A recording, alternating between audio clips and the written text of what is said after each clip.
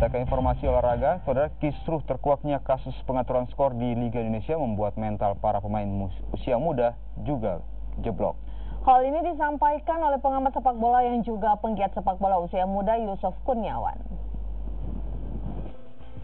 Kancah sepak bola nasional dilanda badai pengaturan skor. Kepolisian sampai harus turun tangan untuk menyelesaikan kasus ini. Beberapa pihak yang terlibat sudah ditahan, namun diduga masih banyak oknum yang berkeliaran.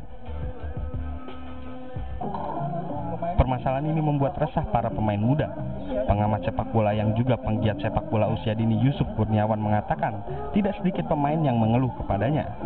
Dikhawatirkan kasus ini merusak mentalitas pemain muda yang sedang merintis karir. Beruntung, kepolisian bertindak cepat dengan mengusut kasus ini.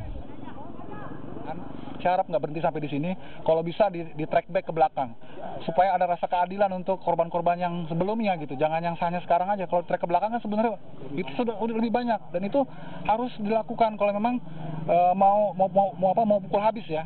Jadi saat ini kepolisian menunjukkan keseriusan untuk mengusut kasus pengaturan skor dengan membentuk Satgas Anti Mafia Bola. Kerja Satgas sudah terlihat dengan menciduk 4 tokoh yang diduga terlibat aktif dalam kasus ini. Angga Nuriski, Janivan Prapta, Kompas TV Bogor, Jawa Barat.